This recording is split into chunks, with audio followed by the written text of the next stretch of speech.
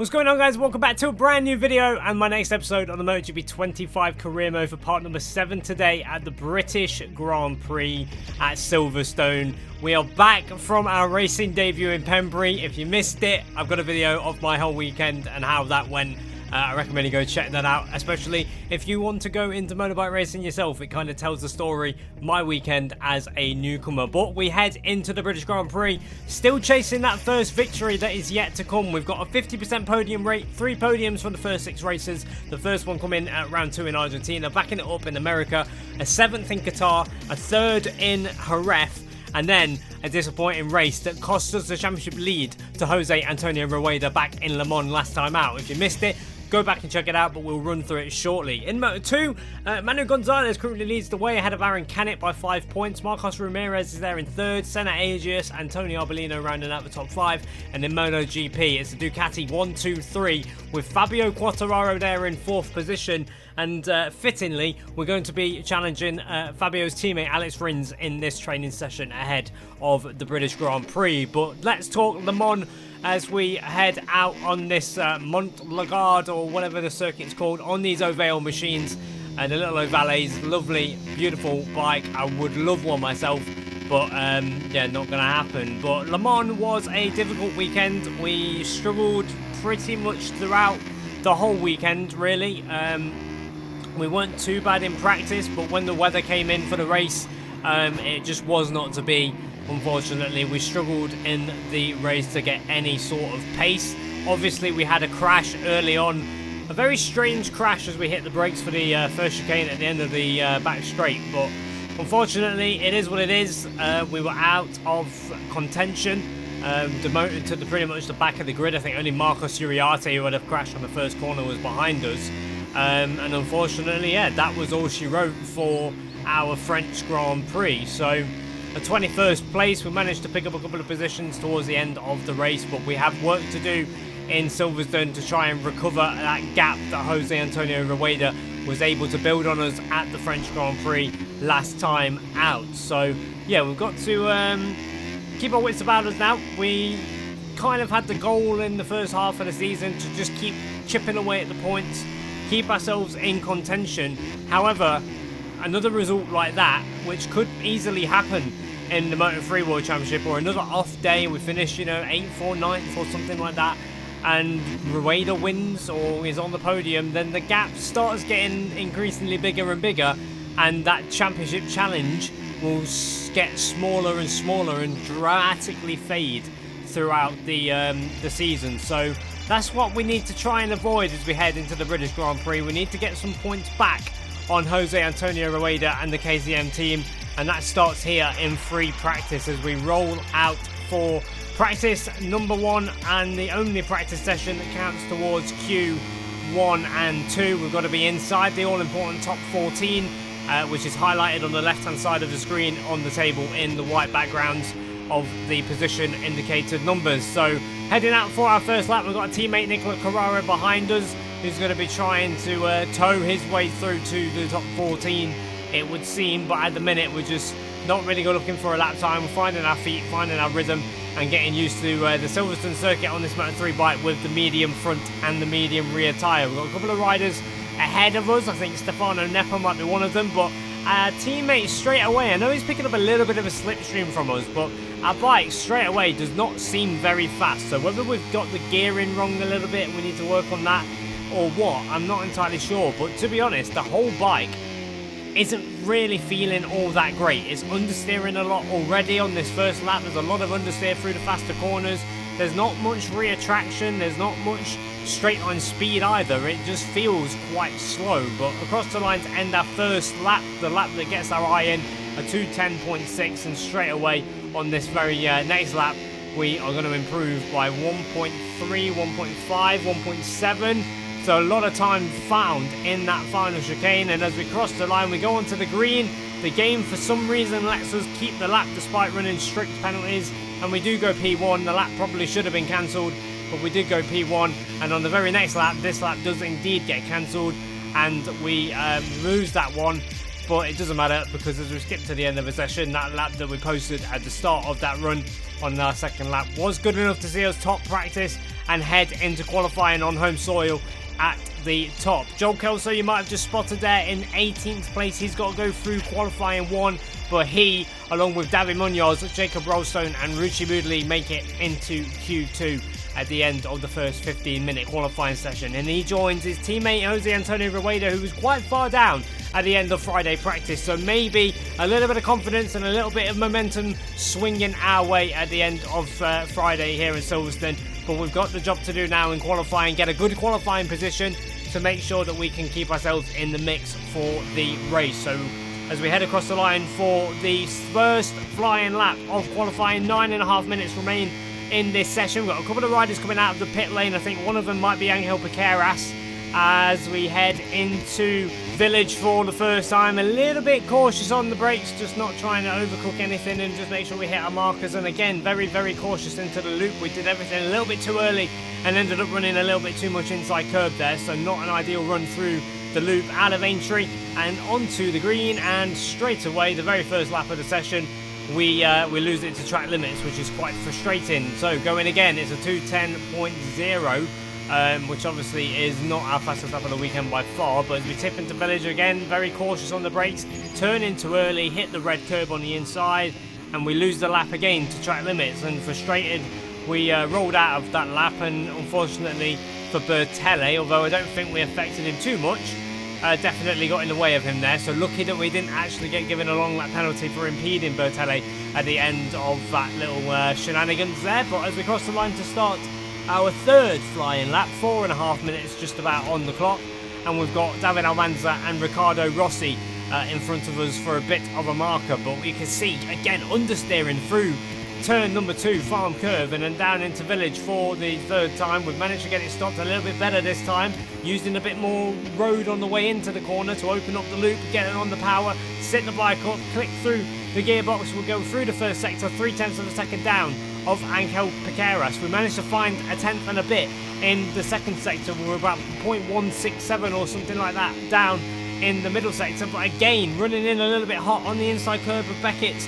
And now we've got to try and make our way through this right-hander into Chapel Corner and then get on the gas. But again, it's just not a good run. Everything seems quite sluggish. We're making long corners out of what really shouldn't be long corners, and we're losing time hand over fist. We dropped 0.7 behind Piqueras, and as we cross the line, we again touch the green on the inside, and we improve to a 2:08.9, and it is half a second down, but it is going to be just about enough to secure a second row start for our home Grand Prix, and we will be starting the British Grand Prix from P4 with our rival down in 10th position, Jose Antonio Rueda, the championship leader, rounding out the top 10. But it is pole position again for Angel Piqueras. Quiles and Bertelle join him on the front row. Welcome to the UK, all you MotoGP fans. We are live from the Silverstone circuit, one of the longest and most challenging in the entire championship.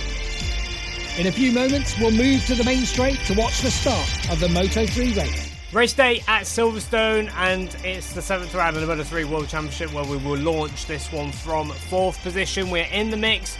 A good start will get us in battle for the lead, and hopefully we can come out of it with what will be some good points on the board. A look at the starting grid on the left-hand side of the screen. It's Piqueras on pole position, Max Quiles and Matteo Bertelle rounding out the front row. Some familiar names who have been at the front of this Moto3 field throughout this season. But we're going to make a couple of changes to the bike based off qualifying. A little bit of understeer in the left and the right section of Beckett's Chapel corners that just carry a little bit of speed, a little bit of momentum. We're just struggling a little bit, so hopefully this will help hold a line and get in the battle. The riders have been greeted by a fantastic atmosphere here at Silverstone. They're all lined up for the start, ready for some British Grand Prix action.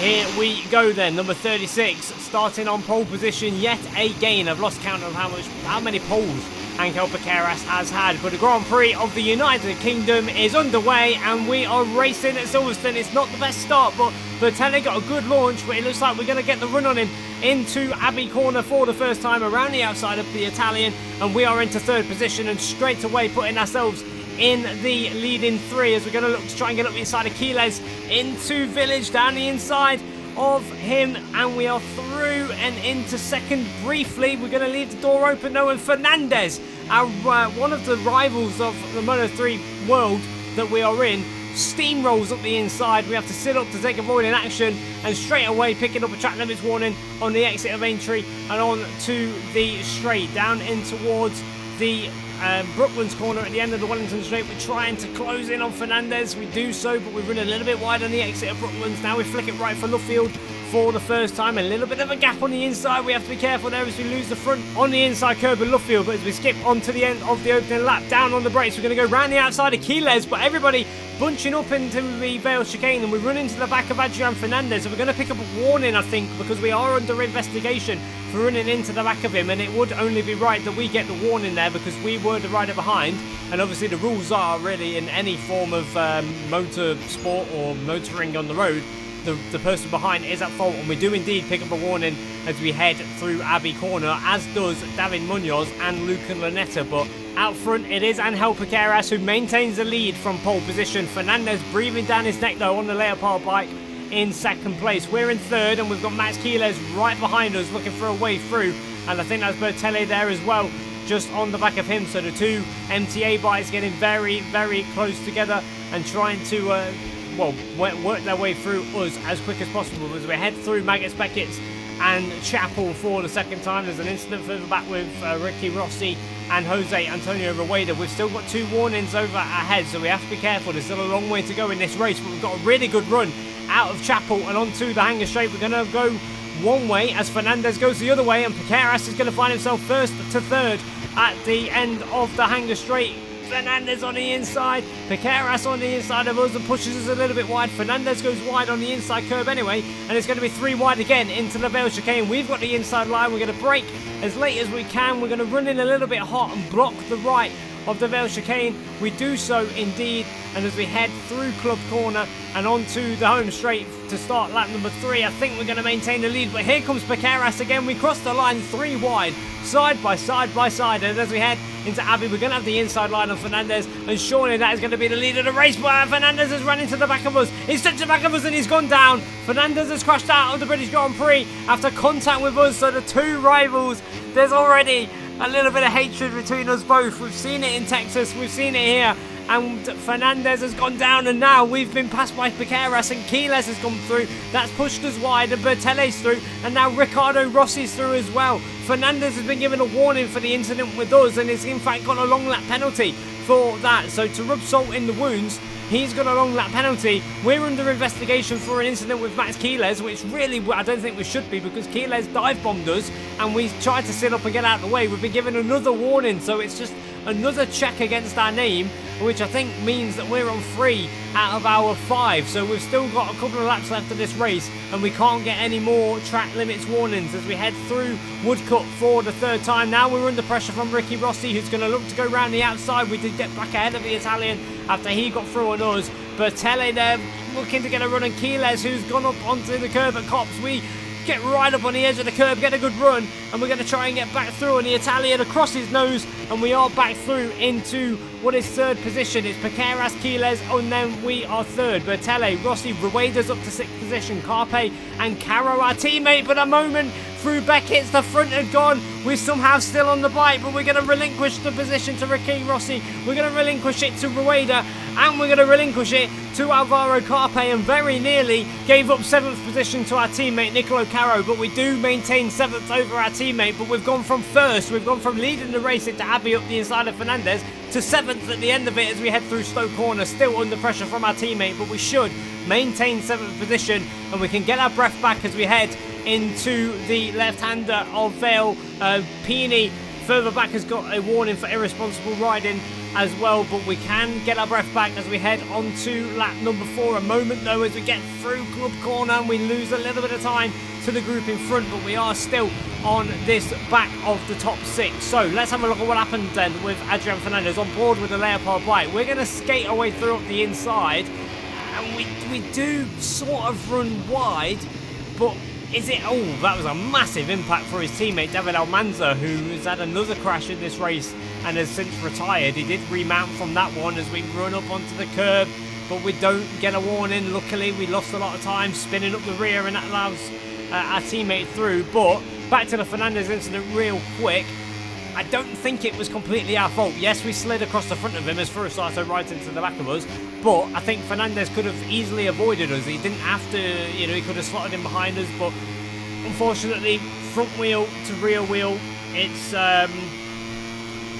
always going to be the front wheel to lose out, unfortunately, and in Fernandez's case, that was it. So he's got a long lap penalty to do because of that, after causing an incident for Almanza, even though it was our move up the inside of him that kind of took the front wheel out. But Ricky Rossi there at the bottom of the screen trying to get up the inside of Rueda. We're going to go round the outside of our teammate. We're so strong on the brakes into Vale chicane. We run a little bit wide as we couldn't quite take the optimum line because there was a yellow sniper's bike on the inside that we had to go around the outside of. But across the line at the end of lap number 4 and starting lap 5, we've got 1.5 seconds to the group in front. So this battling with Carraro and Furusato is not helping our cause in this top 6 fight, because they are all getting away, and unfortunately for us, that's not really helping, because obviously our rival Rueda is just sat there patiently in 4th position as we lose the position to Carraro, we lose the position to Furusato as well through the loop and entry, and we're going to have to slot in behind the Japanese rider. So getting a little bit frustrated now because I don't have the pace. I don't know whether it's the front tyre, the medium front tyre.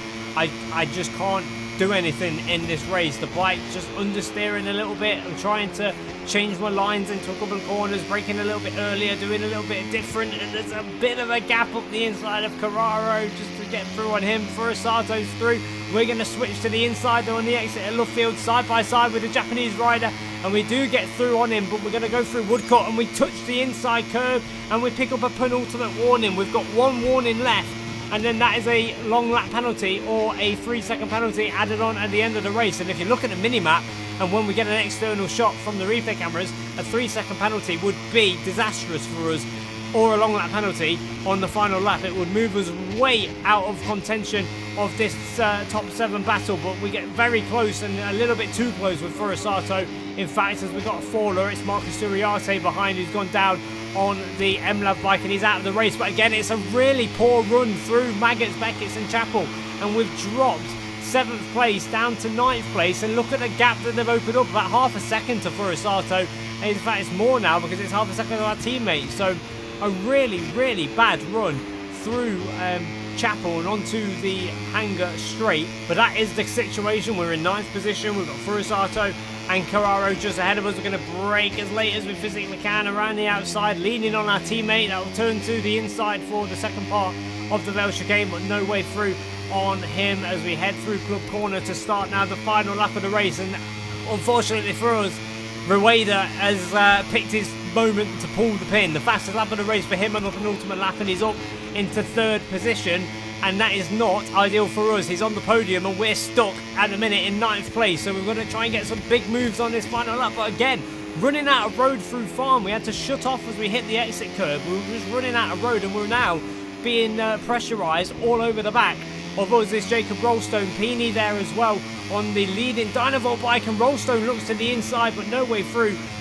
for now, thankfully for him. But at the top of the screen you've got the leading battle. It looks like Quiles and Piqueras are safe at the minute from Rueda. We get a big slide from the rear that's just going to unsettle us a little bit into Brooklands, but there is a bit of a gap, crucially, between the leading couple of riders to then back to Rueda. So it looks like Rueda at best is going to be 3rd, but he's got pressure coming from Bertelle as well, and Ricky Rossi I think still in that leading battle. But for now we can't do anything about Furusato and our teammate Carraro. They are putting a bit of air between their battle and us as we have a huge slide out of Cops, just drifting the back of the Moto3 bike out of that very fast right-hander and down into Maggots, Beckett's and Chapel for the final time. A beautiful sequence of corners if he can get it right, but our teammate's got it wrong and he's down and out of the race. So we've been promoted to 8th position, but it comes at a cost of some team points for us. Our teammate crashing out on the left-hander, too much inside curve, and he's down and out of the race. But it does promote us to 8th position, but as I say, it takes points away from us in the constructors fight, and when we're down in 8th, that's not what we need. We needed a couple more points on the board for the constructors battle, but it looks like it's going to be 8th at best for us. We've not got a good run through there at all. We've touched the inside curb, we're up on the curb on the exit, and it is going to be a 8th position, I think, unless we can go around the outside. We can't go around the outside for Furusato, and it is going to be 8th place, but it's going to be victory for the poleman. Piqueras turns this pole into a win, Keeler second, and it's going to be Rueda in 3rd position, and we cross the line in 8th place at the end of the British Grand Prix. It is not the result that I hoped for our home round. It's, yeah, not what I wanted, but it's frustrating because look at the, the lap times. The lap times 2:09.3, the fastest race time 2:09.0 from Rueda.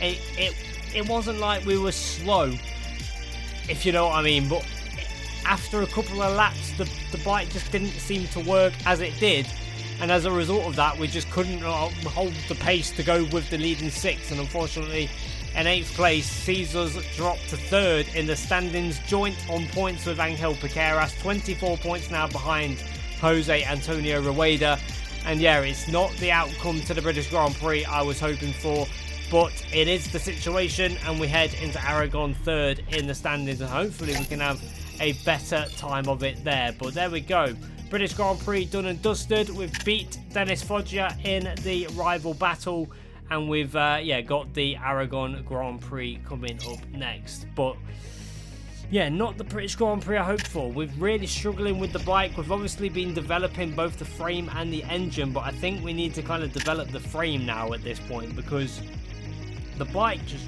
was not turning at all.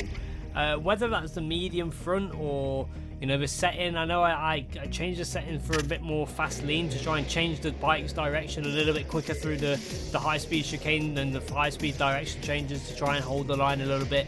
But we maybe should have gone with the understeering option. Maybe that would have helped a little bit better, but unfortunately it wasn't to be. The bike just wasn't quite in the window that I wanted it to be in, and that unfortunately cost us a shot of a podium at our home Grand Prix. But yeah, we're going to develop the frame for the next couple of rounds to try and just get the handling of the bike in the window that we want it, and then we can worry about the engine, because it did look a little bit slower compared to some other bikes there as well. But of course we've got to factor in the exit, the corners and stuff like that, so a little bit of work to be done, I think, going into the next round. But that is it for today. If you guys enjoyed the video, hit the like button, hit subscribe, and I'll see you with a brand new video very soon. So until then, thank you for watching, and goodbye.